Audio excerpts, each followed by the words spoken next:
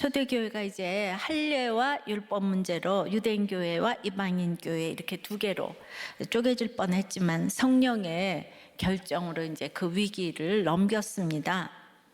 그럼 이렇게 좋은 결정을 했으니까 룰루랄라하고 앞길이 뻥 뚫렸으면 좋겠는데 글쎄 오늘 본문 보니까 그렇지가 않네요. 가장 큰 갈등 상황이 기다리고 있습니다. 그러나 갈등 충만은 성령 충만이라고 한 것처럼 그 갈등은 우리 성도를 또 견고케 합니다. 찰싹거리는 파도를 지나야 깊은 바다로 이제 들어가는 것이죠. 그러나 깊은 바다로 들어갈수록 어떤 상황에도 요동함이 없게 됩니다. 그래서 오늘은 성령의 견고함에 대해서 생각을 해보겠습니다. 첫째로 끊임없는 형제의식의 돌봄입니다. 뭐가요? 성령의 견고함이. 35절입니다. 바울과 바나바는 안디옥에서 유하며 수다한 다른 사람들과 함께 주의 말씀을 가르치며 전파하니라. 안디옥 교회가 할례 문제 때문에 흔들리고 있었잖아요. 많은 이방인들을 전도하고 세계 최초로 선교사를 파송하여 여러 교회를 세우기도 했는데 율법주의자들의 거센 공격을 받아가지고 이제 그 기초부터 흔들리게 되었습니다. 율법을 지켜야 할지 아니면 이단될 것을 감수하고 무시해야 할지 이 둘 사이에서 갈팡질팡했죠. 근데 지난주 32절과 오늘 41절에 견고하게 하다는 이제 말랑말랑한 것을 딱딱하게 만들다는 의미가 아니라요, 흔들리는 것을 움직이지 않도록 고정시키다는 뜻이에요. 그러니까 기대거나 붙어있을 지지대가 없어 위태롭게 흔들리는 것을 튼튼한 지대에 딱 붙이는 거예요. 딱 풀. 그래서 이 흔들림을 멈추게 한 지지대가 바로 31절부터의 그 유다와 실라가 전한 위로와 권면의 말씀이었고 주님의 말씀입니다. 그러니까 말씀이 들리면 마구 흔들리는 어떤 상황에서도 요동치 않고 중심을 잡을 수가 있어요. 돈과 환경이 아니고 말씀이 들리면. 그래서 바울과 바나바도 유다와 실라가 말씀을 전한 그 여세를 몰아 수다한 다른 사람들과 함께 사명의 자리를 찾아서 거기서 유하며 반짝반짝 사명의 자리를 닦아서 주의 말씀을 가르치며 전파했습니다.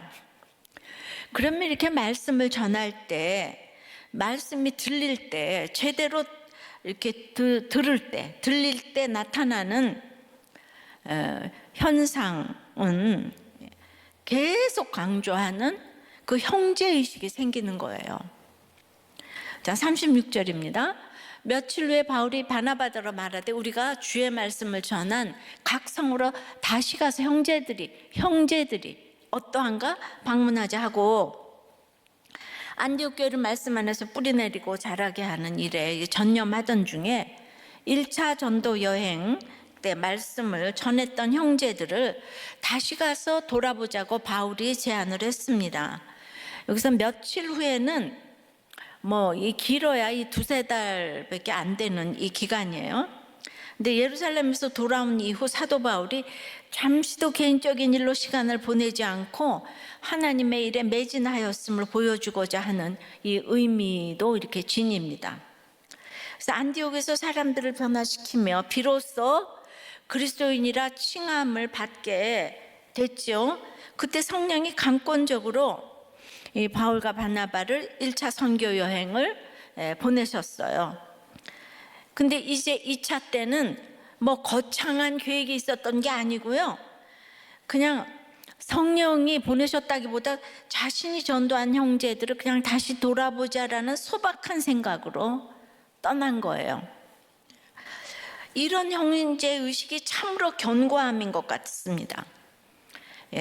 물론 이제 궁극적으로 성령의 역사이긴 하지만 이렇게 소박하게 떠났던 형제의식이 대단한 유럽 전도를 가져왔잖아요. 그래서 지나고 보면 항상 형제를 돌아보는 이런 사람을 쓰십니다. 늘 지금 계속해서 형제의식이 나옵니다. 형제의식을 말하지만 머리로 알겠지만 가슴으로 내려오는 건 참으로 어려운 것 같습니다. 그러기에 형제의식은 아무리 강조해도 지나침이 없는 것 같아요. 설교를 아무리 해도 형제의식 때문에 하는 것이고 교회에 나오는 목적이 형제의식 때문인 걸 알아야 합니다. 우리가 어떨 때 가장 요동하나요? 사람과의 관계에서 가장 요동하지요. 예, 가족에도 그렇고 목장도 그렇고 회사 뭐 전부 다. 그런데 그 관계가 평안해지는 거예요. 그러니까 성령의 결정을 하면은 주시는 축복이 바로 이 형제의식의 축복입니다. 예, 왕왕 목사가 설교만 잘하면 된다고 하는 사람이 있지요. 자, 우리가 지나봤지만 유대인 회당장들 얼마나 설교 잘했겠어요? 그들도 자기들끼리의 형제의식은 대단합니다. 끼리끼리. 근데 바울에게 항상 있는 형제의식은 이방인도 형제고 유대인도 형제고 전도한 자도 형제입니다. 이런 형제의식이 참으로 진정한 형제의식이고 사람을 견고케 하는 것 같아요. 이 형제의식 때문에 그는 편지에서도 성도를 직접 방문하고 싶은 마음을 종종 표현했어요. 로마서, 고린도전서, 데살로니가전서 등에서. 근데 이미 1차 여행에서도 그는 성도들을 신방하기 위해 더 짧고 편한 귀한 길을 마다하고 토로스 산맥을 다시 돌아온 그 온 길을 그대로 따라 돌아왔지요. 이방인 성도의 할례 논쟁으로 시작된 갈등이 이제 성령의 결정으로 해소되었지만 실제로 이미 유대인들의 핍박이 있는 곳이니까 할례주의자들의 공격이 얼마나 큰 위협이 될지 뻔했기 때문에 공격이 시작된 안디옥, 루스드라, 이고니온 등의 상황을 매우 염려해서 예루살렘 교회에서 보낸 편지를 빨리 갖다 주고 싶은 거예요. 예, 그런 마음이 있죠. 그는 이제 안디옥으로 돌아와서 아주 안정된 사역자가 됐어요. 선교도 성공했고 예루살렘 교회에서 인정도 받았고, 이렇게 완전히 안정된 곳을 딱 내려놓고 이 형제들을 돌아보고자 한 것이죠. 저는 이것이 견고함이라고 생각합니다. 바울이 제안하는 이 재방문은 15장 14절에 나왔던 그 돌보심이에요. 파카드라고 그랬죠, 제가. 예. 또 헬라어로는 에피스케토마이라고 했어요. 그러니까 성령의 결정에 따라 이제 이방인을 괴롭히려 했던 죄에서 돌이켜서 마음의 문을 활짝 열고 다시 이방인에게로 향하는 이 교회의 적용을 바울이 대표해서 이제 하는 것을 상징하는 것이 아닐까 생각할 수 있습니다. 여기 이제 부정과거를 썼는데 아주 결정에 단번에 따르기로 결단을 했다는 뜻입니다. 그러니까 바울의 관심은 항상 구원에 초점이 맞춰져 있습니다. 이게 구원에 초점이 맞춰져 있는 사람은 이 형제의식이 있을 수밖에 없어요. 형제의식이 없다면 돌봄이라는 것이 자기 의가 되고 맙니다. 그러니까 돌봐도 이 형제의식이 없으면은 무섭잖아요. 유대인들 형제 잘 돌보겠죠. 그런데 진짜 이런 형제의식이 없어요. 끼리끼리는 있어도 형제의식하고 끼리끼리는 다른 것 같아요. 형제 하면은 베드로와 야고보의 형제들아, 이 간증을 여러분들 늘 기억하시고 다시 들어보시길 바랍니다. 적용해 보세요. 거친 파도가 와도 날 견고케 하는 것은 형제의식이라는 것이 얼마나 인정이 되세요. 이번 주간에는 형제의식이 안 된다는 이 목자님들의 나눔만 좀 읽어 드릴게요. 물론 되는 분들이 압도적으로 많지요. 자, 어떤 평호님은 남편이 바람피고 감옥에 갔을 때 가장 회개한 것이 공동체를 무시한 것이었다는 이 간증에서 그때는 자기가 부자고 에스대를 나왔기 때문에 공동체 없이도 잘 살 수 있다고 생각을 했다고 하셨어요. 또 어떤 목자님은 목장을 오래 하다 보니까 이 반복되는 질문과 끝이 없는 나눔이 힘들다. 말하는 사람도 듣는 사람도 지겹다. 예. 그러니까 이 한마음이 안 된다. 형제의식이 부족한 거죠. 또 어떤 목자님은 제 입장에서 보면 은혜를 주는 목원들은 같이 가고 싶다. 근데 이렇게 세속적이고 이기적으로 잘 나갈 때는 안 나오다가 발길을 끊다가 아쉬울 땐 목장에 나와서 그것도 자기 말만 하고 목장 지체들의 말은 듣지 않는 사람들과 이게 또 참 그 형제의식을 가지기가 쉽지가 않다. 그래서 매주에 목장 예배를 드리지만 은혜도 안 되고 힘들기만 하다. 예, 목자들이 주로 이런 나눔합니다. 그러니까 나눔 중에 화가 치밀어 아내와 아이를 힘들게 한다. 합방은 했으나 부부관계가 안 된다. 또 관계성이 떨어져 직장 그만두고 혼자 일한다. 이런 나눔을 들을 때 그 애통함과 또 정죄감으로 왜 그게 안 될까가 되니까 그 나눔이 공감이 안 된다는 뜻이잖아요. 예, 이런 분도 계시고 또 한 목자님은 목자 부부가 싸우는 현재 진행형의 모습을 보여주기보다는 늘 해결된 모습만 보여주고 싶어한다. 그러니까 아내가 자기를 고발하려고 할 때 말하지 말라고 찍어 누른다는 거예요. 조용! 예. 또 어떤 목원이 우리 목장은 재미가 없다고 얘기를 하더라. 그러니까 옆에서 권찰이 맞아요. 우리 목자님 재미없어요. 해서 약간 농담을 하니까 여기가 사회교회 모임이에요? 그 농담을 하니까 왜 농담을 하시고 그래요? 이랬다는 거죠. 그러니까 평원도 목자도 목원도 다들 지금 힘이 듭니다. 예. 이런 형제의식을 가지고 끊임없이 돌보기가 쉽겠습니까? 그래서 성령의 견고함으로 나가지 않으면 그냥 말 한마디에 우리가 무너집니다. 이 세상 어떤 모임에서 밥해가며 듣기 싫은 얘기를 들어주고 기다리겠습니까? 그 서로가 다 돌봄의 대상이에요. 먼저 와서 목자가 되셨지. 예. 이 형제의식이 없으면 하루도 힘든 것이 공동체인 것이죠. 그러면 목장이 필요 없습니까?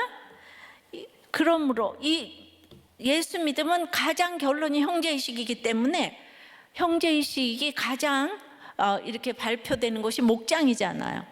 표현되고 이 목장에 붙어 있는 것 때문에 주시는 축복은 아주 대대손손 내려갈 것입니다. 저희 어머니는 변소 청소 외에 이 고학력자가 늘 이렇게 구역 예배를 드리면서 떡을 했어요. 시루떡. 예. 그리고는 막 맨날 또 먹고 싸주고 뭐 이랬던 것 같아요. 그 당시는 그 떡이 또 대단해요. 그죠? 먹고 살기 힘들었던 시절이니까. 그리고는 남의 집에 가서 이렇게 빨래를 해주셨어요. 너무 이상하지 않아요? 예. 진짜 참. 예. 그러나 그렇게 그러니까 우리 엄마가 이제 당연히 무시가 되죠. 그렇게 맨날 빨래나 해주고 변소 청소나 하니까.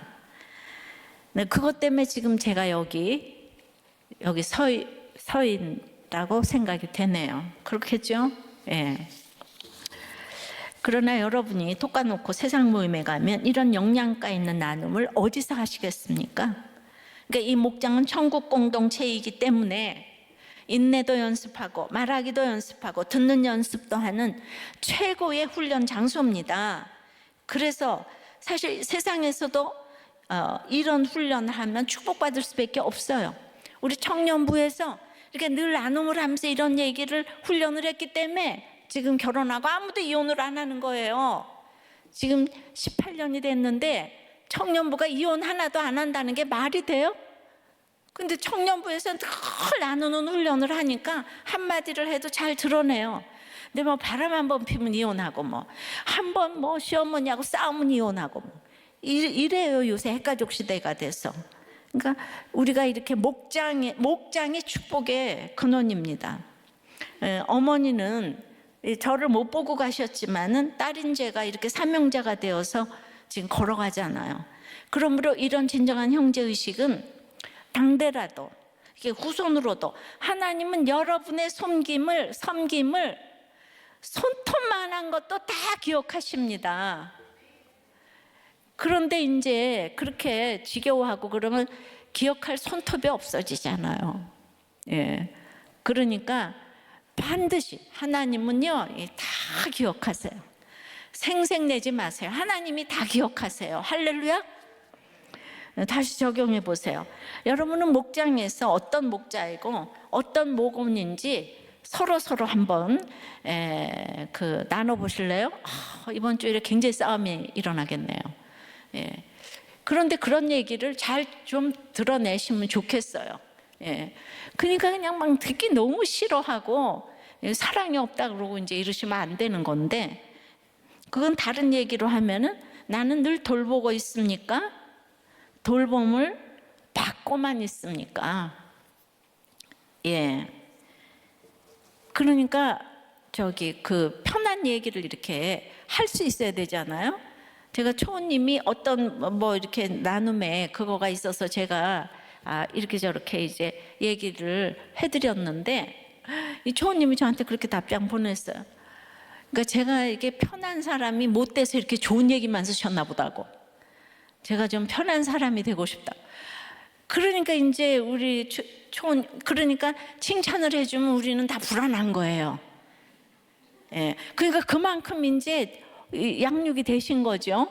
형제의식이 생겼어요. 아무 얘기도 편하게 할 수 있어야 되는데, 그래서 내가 수준이 되셨구나 생각하는데, 여러분들은 수준이 약해서 맨날 조금만 얘기하면 어떻게 여기 사랑이 없냐 뭐 어쩌고. 예, 그거는요, 조금 편하면 얘기를 한다는 거고 맨날 좋은 얘기만 해주면 굉장히 불편하다 이 뜻이에요. 이걸 잘 좀 기억하시기 바랍니다. 그럼 집에 가서 생각해 보세요. 나는 늘 나한테 칭찬만 하나, 이렇게 늘 누가 따다닥 하면 수준이 된 거고, 칭찬만 하면 아직 멀었다 이런 뜻이에요.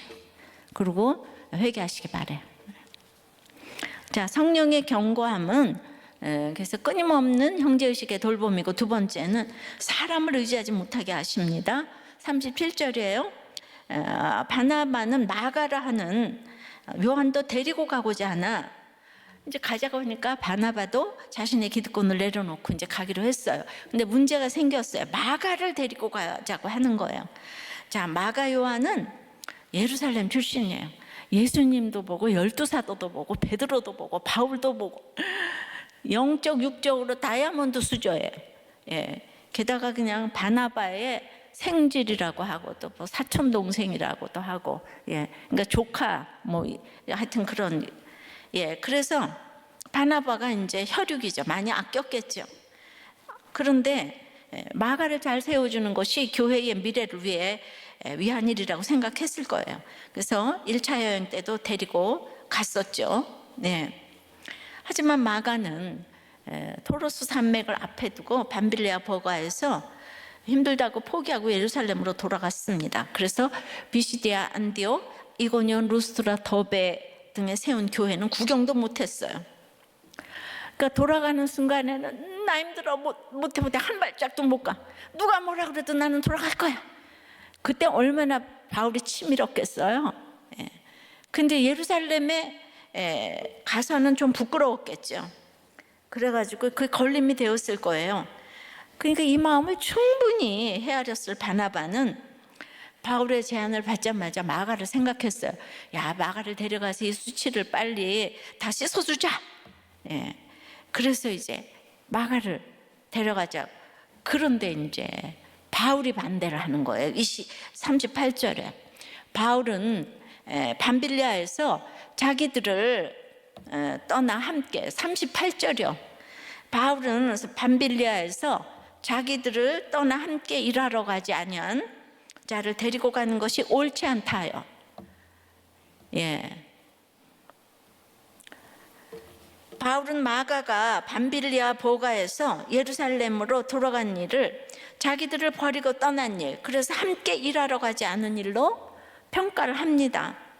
바울이 판단하기에 마가의 중도 포기는 자신들을 배신한 것뿐만 아니라 이방 선교의 사명도 이제 배신한 거라고 이렇게 생각을 하는 거죠. 그리고 한번 배신한 사람을 데리고 다니는 것은 바울에게는 이제 옳지 않은 일이라고 지금 언급을 하고 있죠. 단순히 옳고 그름으로 판단했다기보다는 이번 여행을 아주 심각하고 중요하게 여겼기 때문인데요. 그 지역이 지금 유대주의자들의 공격으로 얼마나 휘청거릴지 알기 때문에 이때 언제든 포기하고 돌아갈 수 있는 마가를 데리고 갈 수 없는 거예요. 예. 그것도 많지도 않고 한 명 데리고 왔는데 마가를 데려가면 되겠는가? 예. 여러분은 이때 바울 편을 들겠어요? 바나바 편을 들겠어요? 예? 자, 일부도 했지만 바울 손 들어요. 바나바 손 들어봐요. 바나바, 마가를 데려가야 된다. 기회를 줘야 된다. 한 번의 기회를 더 줘야 된다. 자, 바나바 손 들어요. 예.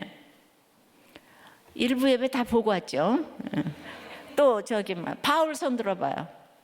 확실히 봤네. 바울의 가차없는 거절과 바나바의 맹목적인 애정이 충돌하니까 어떻게 됩니까? 하여튼 둘의 차이가 적다면 적고 크다면 큰 차이인데, 그래서 이럴 때는 원어로 좀 살펴봐야 돼. 왜냐하면 똑같이 데리고 간다니까. 바울도 여기도 똑같이 데리고 간다는데, 예, 살펴보니까 누가의 뛰어난 문학적 자질을 좀 이제 발견할 수 있었는데요. 37절에 바나바가 마가를 데리고 가고 오는 부정과고 부정법이에요. 예, 이거는 단회적으로 즉시 마가를 이제 단회적으로 데리고 가자고 생각했고, 데리고 가고자 한 것은 미알료기 때문에 그걸 바울에게 계속 지속적으로 말했다는 거예요. 예.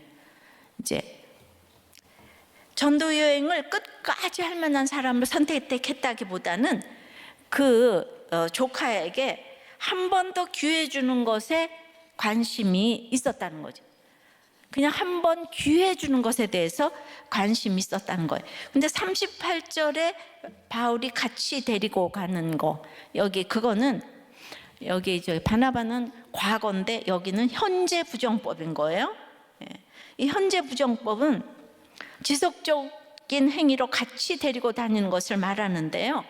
한 번 데리고 떠나는 게 아니라 이 사명의 일을 위해 처음부터 끝까지 같이 다니는 것을 중요하게 보는 거예요. 이것이 바나바와 바울의 큰 차이 중에 하나인데요.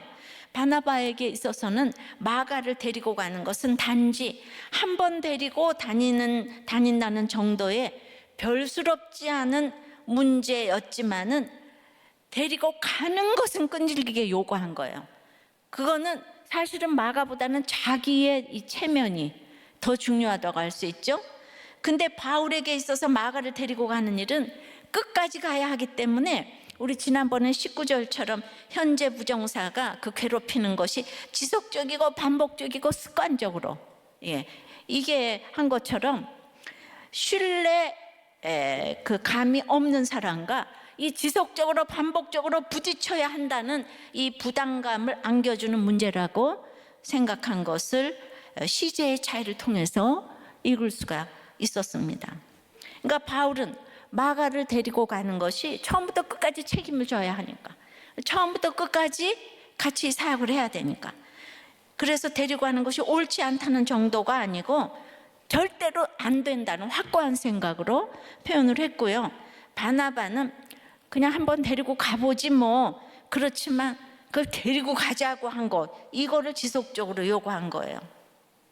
제가 요즘 사도행전 들어오니까 이게 뭐 이렇게 스토리가 쫙 있는 것도 아니고 신약이 어렵다 그랬잖아요. 그래서 제가 이제 원어를 이제 좀 많이 인용해서 죄송합니다. 근데 저자의 뜻을 아는 것이 필요하고 중요할 때가 있어요. 똑같이 데리고 갔는데, 이게 그래서 이제 이럴 땐 찾아봐야 되잖아요.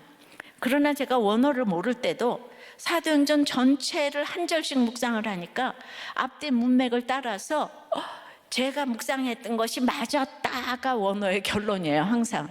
그래서 여러분 원어 몰라도 저 옛날에 사도행전 이거 큐티 했을 때 지금 똑같이 얘기를 했습니다. 예전에 들은 분들은 기억이 나실 거예요. 근데 제가 그냥 그 원어만 지금 제가 그냥 읊어내는 거죠. 그러니까 바나바의 원함과 바울의 판단에 충돌을 볼 수 있습니다. 바울은 마가의 행동에 대한 평가를 근거로 판단을 내렸지만 바나바는 이 조카라는 관계에서 비롯되는 그 원함을 말하고 있는 거예요. 그러니까 바나바는 감성으로, 이제 바울은 이성으로, 여기는 바나바는 정으로, 바울은 구원의 시각을 가지고 접근하니까 이게 좁혀질 수가 없는 거예요. 그러니까 가족에게 한 번 더 기회를 주고 싶은 바나바는 이 마가의 객관적 행위에 대한 평가를 내놓으며 거절하는 바울이 너무 이제 섭섭한 거예요. 반대로 이 구속사의 귀한 사역을 위해 최대한 믿을 만한 사람을 데리고 가야 한다는 이 이성적 판단이 너무도 당연한 바울은 혈연에 얽매여서 우유부단한 태도를 보이는 바나바에게 이제 실망을 한 것 같아요. 그래가지고 39절에 드디어 이제 짠 하고 서로 심히 다투어 피차 갈라서니 바나바는 마가를 데리고 배 타고 구브로로 갔네요. 이방인들의 눈에도 제우스와 헤르메스로 보일 정도로 환상의 팀 사역을 했고 단짝이었던 두 사람이 심히 다투어 결국 갈라섭니다. 사실 두 사람의 갈등은 이미 유대인과 이방인 사이에 생긴 갈등에서 시작되었다고 했어요. 7절에 베드로의 형제들아 간증해서 봤지만 갈라디아서 2장에서 바울은 안디옥에 온 베드로가 이방인과 함께 식사하다가 유대주의자들이 오자 그들을 두려워하여 이방인과 안 어울린 척했다고 했지요. 그런데 그때 바나바도 그 외식에 유혹됐다고 했습니다. 그게 이제 그 2장 11절 13절 얘기인데, 그래서 바울은 베드로를 공개적으로 책망을 했습니다. 그럼 우리가 어떻게 저기 은사도 몰라보고 저럴 수가 있나 또 이러겠죠.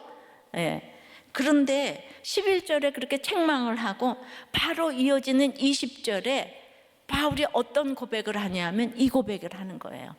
내가 그리스도와 함께 십자가에 못 박혔나니 그런즉 이제는 내가 사는 것이 아니요 오직 내 안에 그리스도께서 사시는 것이라. 이제 내가 육체 가운데 사는 것은 나를 사랑하사 나를 위하여 자기 자신을 버리신 하나님의 아들을 믿는 믿음 안에서 사는 것이라. 그러니까 이런 믿음과 주님께 대한 사랑이 있었기 때문에 베드로를 책망할 수 있었던 것이고, 오직 예수 위에 사는 사람이잖아요. 그런데 지금 혈연 이거 다 하면은 이 복음이 전파되는데 안 되잖아요, 그죠? 그래서 이게 인본적으로 베드로를 책망한 게 아니라는 거예요. 그리고 그때도 바울이 바나바에게 직접 뭐라고 하진 않았어도 그 상황에서 바나바도 유혹되었느니라 하니까 두 사람이 서로에 대한 불편한 마음을 가졌겠죠, 그죠? 베드로를 책망했으니까. 그러니 바울이 보기에 바나바는 자기와 함께 아니 이방 선교까지 같이 갔다 온 선교사인데 어떻게 저렇게 베드로를 따라 외식을 하라, 마음이 안 좋았겠죠. 그러나 바나바가 보기에 바울은 자신이 추천해서 교회로 데리고 온 사람인데 아니 자기가 없으면 이거 아무것도 못했을 텐데 어떻게 자신의 행위를 비판할 수 있나 원망스러웠을 것 같아요. 근데 바울이 그럼 여기 너무 원칙주의자 같습니까? 바울이 정확한 성격이라서 이렇습니까? 복음에 목숨을 걸었기 때문에 그에 비해 정이 중요한 바나바는 서로에 대한 감정이 안 좋게 됐고 이런 갈등이 있다가 마가를 두고 터진 거죠. 인본적으로 생각하면 두 사람의 이런 갈라섬은 있어서는 안 되는 일이죠. 예수 그리스도의 이름을 위해 목숨을 아끼지 않고 복음을 전한 두 사람이 결국 싸우고 갈라선 이 사건은요, 기복적인 가치관으로는 도저히 해석이 안 되는 일이에요. 그러니까 여러분들이 나는 바나바가 마음에 들어, 바울이 마음에 들어 이런 얘기 100번 해도 이걸 구속사적으로 차례차례 읽어가야 되는 거예요. 그러니까 여러분의 이혼도 뭐 애들 사건도 회사도 구속사적으로 읽지 않으면 해석이 안 돼. 억울하고 분해서 살 수가 없어. 그래서 성경을 구속사적으로 잘 읽어야 하는 거예요. 구속사적으로 본다면 이 갈라섬의 사건은 두 사람에게, 특별히 이제 이 이방 선교를 이어가야 하는 바울에게는 반드시 있어야만 하는 사건입니다. 바울이 사람을 전혀 의지하지 않도록 일어난 사건이에요. 우리가 함께 살펴봤지만 바울은 참 외로웠어요. 누구보다도 유대 민족에 대한 자부심이 있었고 유대교에 대한 열심이 있던 사람인데 이제 그 유대인에게 시기와 미움을 온몸으로 이제 받고 있어요. 돌에 맞아 죽을 뻔하기까지 했죠. 유대인들이 죽이려고 했잖아요. 편을 들어주는 사람이 없어요. 바나바가 유일한 친구예요. 바나바가 있었기에 예루살렘 교회에 들어올 수 있었고, 또 이제 바나바가 있었기에 안디옥에서도 사역을 할 수 있었고, 또 바나바가 옆에서 편이 되어주고 위로해주는 바나바가 없었다면 이 1차 선교 전도 여행도 할 수 없었을 거예요. 그리고 이방인의 할례 논쟁에서도 예루살렘 교회에 호소할 수 있는 것은 바나바가 있기 때문에, 그러니까 바나바가 없으면 이게 아무것도 안 되는 거잖아요. 그러니 아무리 강직한 바울이라도 이제 저절로 바나바가 이렇게 의지되지 않았을까요? 예. 우리가 교회를 다니고 뭘 해도 나한테 돈 주는 뭐 친정엄마, 안 믿어도 친정엄마, 시어머니 최고지, 그죠? 아무리 교회를 다녀도 맨날 의지해요. 예, 때만 되면 그 이제 못 내려놓지. 근데 여기는 더군다나 같이 복음을 전하니까 그도 인간이기에 바나바에게 기대는 마음이 없을 수 없었을 거예요. 근데 앞으로의 구원 사역을 통해서 이제 바나바의 약점이 드러나는 거예요. 그렇게 유대인, 이방인 이 전쟁이 그렇게 치열한데도 외식을 했잖아요. 예, 같이 밥을 안 먹은 척 했잖아요, 바나바. 게다가 또 이 마가 사건에서도 이렇게 지금 인본적인 태도를 보이는 실수를 자꾸 하는 거예요, 바나바가. 저는 이 바나바의 성품의 클라이막스가 여기에서 이제 드러났다고 생각합니다.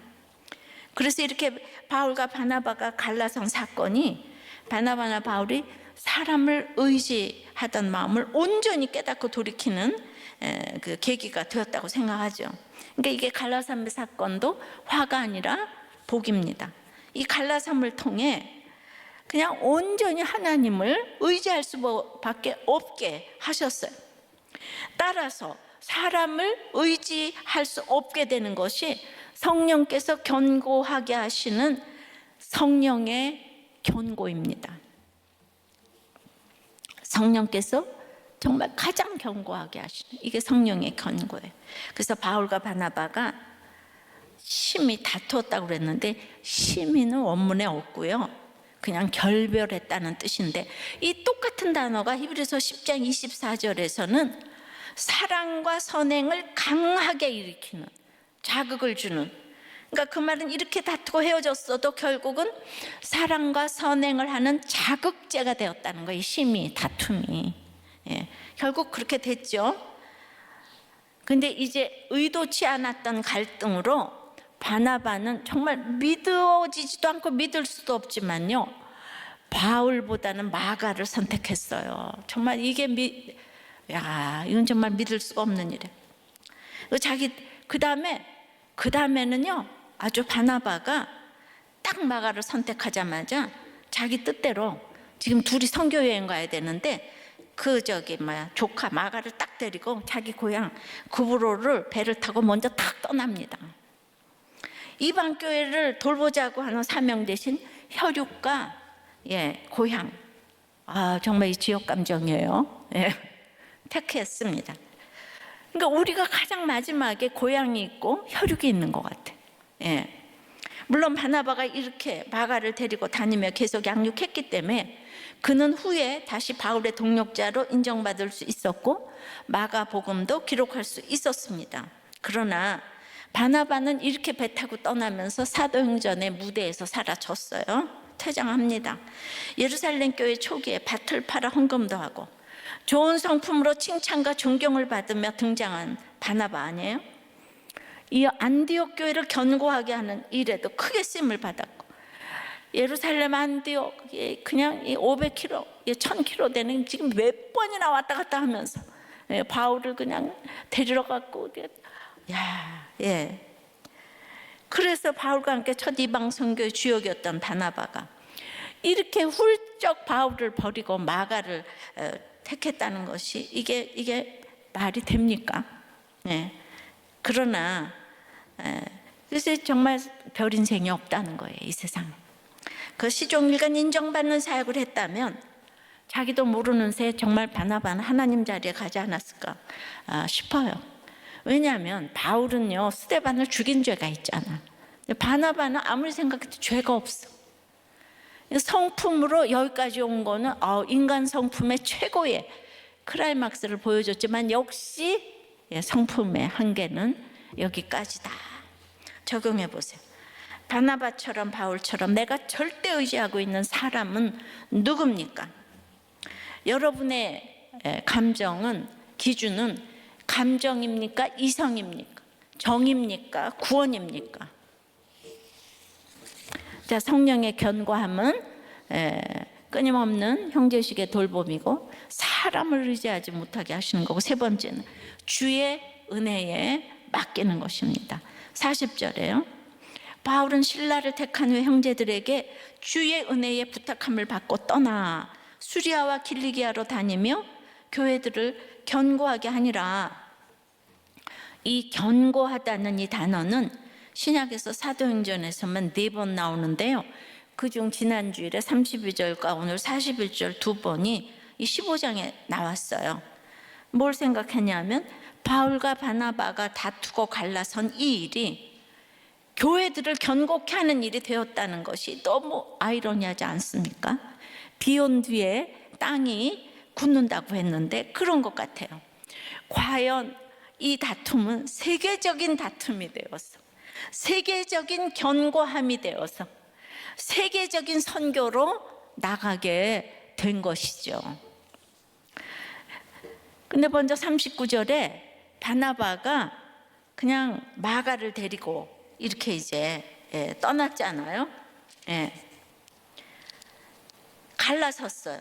갈라서자마자 그렇게 이제 데리고 떠났어요. 그러니까 먼저 떠났으니까 바울도 40절에 이제 사람이 없으니까 누군가를 택할 수밖에 없는 거잖아요. 그러니까 누가는, 이거 누가가 썼지만 누가는 바울의 손을 지금 들어주는 게 분명해 보입니다. 형제들이 주의 은혜에 부탁한 사람도 바나바가 아니고 바울이에요. 그러니까 바나바가 이 사건 이후에 누가의 기록에서 사라진다는 걸 봐도 그렇죠. 그러니까 바울은 바나바가 떠났기 때문에 할 수 없이 신라를 택하는 거예요. 그러니까 바울이 바나바와 갈라서는 사건을 통해서 이제 사람을 의지하면 안 된다는 걸 깨달았지만 선교의 사명을 홀로 감당할 수는 없잖아요.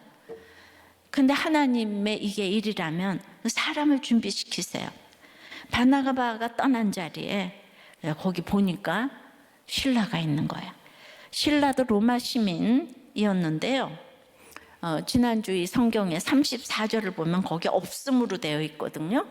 근데 그 밑에 난회주에 보면 어떤 사본에는 신라는 그들과 함께 유하기를 작정하고가 있고요, 35절에는 바울과 바나바도 안디옥에서 유하였다, 이제 같이 이렇게 읽을 수가 있는 거죠. 그러니까 아마도 유다와 신라가 같이 편지를 가지고 오는데 이 신라는 바울에게 은혜를 받은 것 같아요. 그래서 이 신라가 예루살렘 교회에 아주 인정받는 지도자잖아요. 근데 그 자리를 딱 내려놓고 이 안디옥 교회에 바울과 같이 남은 것으로 보입니다. 유다는 돌아갔고요. 그러니까 이런 믿음이니까 바울의 짝으로 손색이 없어요. 그 당시에 마가하고는 비교가 안 되는 거잖아요. 어쩌면 이 사람을 쓰겠다고 바울이 그런 게 아니잖아요. 바나바가 먼저 떠났기 때문에. 그래서 신라를 택합니다. 야, 주의 일은 하나님 뜻대로만 하면 사람을 꼭 허락하시는구나. 돈이 있고 건물이 있어도 사람이 없으면 그냥 말짱 꽝입니다. 우리들 교회 사람이 준비될 줄 믿습니다. 이렇게 주의 은혜에 부탁하며 떠난 결과 바울은 이 여정에 있는 여러 교회들을 신방하며 그들을 견고하게 했습니다. 처음에는 1차 선교 여행이 구브로선부터 출발했잖아요. 그래서 거기로 출발해서 같이 돌아보려고 했는데 바나바가 마음대로 먼저 떠났어요. 그래서 일정을 변경해서 지도 좀 보여주세요. 바나바는 이제 구브로로 이렇게 떠났는데 이 그 바울은 그 안디옥 교회에서 저기 왜 길리기아와 저기 그 수리아 그쪽 북쪽으로 육로로 택해서 그 전도 일정을 이제 그쪽으로 간 거예요. 바울이 구브로로 갔으니까. 네. 그러면서 이제 일정을 변경해서 여러 교회들을 신방했습니다. 그냥 정말 찬찬히 읽어보니까 바나바가 완전히 감정적으로 움직였구나 이 생각이 드는 거예요. 심히 다투자마자 마가를 데리고 쫙 떠나버렸잖아요. 마가 택한 것도 그렇고 그 전도 여행을 같이 가야 되잖아요. 그것도 이제 안 하고 자기가 뭐니 물어보지도 않고 떠나고. 그러니까 너무 착해 보이지만 구원의 일은 이렇게 다른 거예요. 정에 약하니까 감정적으로 이렇게 결정을 하는 거죠. 그러니까 너무 의지했던 바나바기 때문에 이렇게까지 나 해야 헤어질 수 있었던 것 같습니다. 정이 떨어져야 되잖아요. 바나바는 여기까지가 바울을 돕는 부르심의 사역으로 쓰임 받았습니다. 여기 은사인 거예요. 그리고 이제 바나바가 떠났다고 바나바는 뭐 저기 한 사람입니까? 그러니까 바울과 바나바와 베드로가 이 바울의 그릇을 지금 이제 그걸 못 담기 때문에 그냥 이렇게 저절로 하게 하신 것 같아요. 적용해 보세요. 의지했던 그런 그 사랑과의 심한 다툼이 지나고 보니까 우리를 견고하게 한 일이 있습니까? 바울과 바나바 같은 사람도 다투는데 내 다툼쯤이야 그러고 합리화하고 있지는 않습니까? 네. 그러니까 이렇게 제가 이제 원어를 얘기를 해주는 거는 그냥 우리가 읽어가는 묵상이 맞다. 도장 찍으려고 한 번씩 읽어주는 거지 성경만 앞뒤로 차례차례 다 읽으면 그냥 원어의 뜻이 다 들어와 있어요. 전체 문맥을 통해서 보면 제가 그때 읽었던 거는 그 후에는 바나바가 등장하지 않기 때문에 그리고 하나님은 바울의 사역을 이렇게 이제 펼쳐지게 했기 때문에 이때 결정이 바울이 옳은 거다. 그렇게 제가 그때 이제 이렇게 큐티 강의를 했었죠. 그러므로 꼭 원어를 알아야 하는 것은 아닙니다. 그런데 이 구원의 일과 인본적인 일은 정말 날마다 대결을 합니다. 근데 바울이 이렇게 열심히 구원의 일을 하는데 유대인들 중에 한 명이 없는 거예요. 그 한 명이 바나바가 일당천을 해서 옆에 있었는데 드디어 바나바도 떠난 거잖아요. 이 복음을 전하는 게 얼마나 외로운 길입니까? 그러니까 바울이 전한 사람만 이제 바울 복음의 이 제자가 이렇게 되는 것입니다. 그러니까 이럴 때 좋은 게 좋은 거라 그러면 안 되는 거예요. 그러니까 정말 이렇게 갔기 때문에 바울에게 엄청난 2차 전도 여행의 열매가 이제 주렁주렁 이렇게 맺히게 되는데 구원의 일에 자꾸 나서서 인본적으로 이루어져라고 하면 될 일도 안 되잖아요. 이혼도 막아야 되겠는데 전부 직분자들이 나서서 그냥 이혼해도 된다, 불신결혼해도 된다, 동업해도 된다 이렇게 얘기를 하는데도 남녀가 차 타는 게 어떠냐, 요새가 어떤 시국인데 그리고 술은 왜 먹지 말라 그러냐, 나는 목장을 안 나가겠다 뭐 이렇게 자꾸 그러면은 너무 뭐라 그러면은 그러시면 안 되는데 그럼 목장 나간다 그러면 우리는 이걸 뭐라고 얘기를 해야 되나 이러잖아요. 목장을 나간다 그러니까 그러면 조금만 잡수세요 이렇게 되는 거지, 그죠? 그리고 어쩔 수 없을 땐 차도 타세요 이렇게 되는 거죠. 근데 요새 이제 우리도 그런 일이 있었기 때문에 지금 제가 설교를 더 강력하게 하는 거지. 그래도 우리들 교회 사람들은 그런 일 때문에 뭐 교회를 떠나고 이제 그러시면 안 되는 거예요. 그러니까 미리 보호를 하는 차원에서 그런 걸 이제 지키라고 이제 하는데 이 바울과 바나바 정말 성품이 여기까지 올 정도로 성품으로 여기까지 왔다는 거 늘 제가 그랬잖아요. 바나바는 고난이 없잖아요. 고난이 늘. 그럼 이렇게 꼭보록이 지금 이렇게 터지는 게 아닌가. 이것도 지금 못 알아듣겠죠? 주님, 참으로 바울과 바나바, 이 갈라섬이 저 세계 이게 선교를 가져왔듯이 내 옆에 바나바가 떠나도 옆에 신라가 있게 하여 주시옵소서. 그 신라를 분별하게 도와주시옵소서. 대단한 거 비교하지 않게 도와주시고, 형편없어 보이는 신라를 이제 이 견고함으로 분별하게 도와주시옵시고, 그래서 우리들 교회, 우리들의 많은 적용들이 우리 모든 교회들을, 수리아와 길리기아의 교회들을 견고케 한 것처럼 모든 교회들을 견고케 하는 적용들이 될 수 있도록 주님 은혜 내려 주시옵소서. 태아생명보호법과 평등법 주여 역사하여 주시옵소서. 예수 그리스도 이름으로 기도드리옵나이다. 아멘.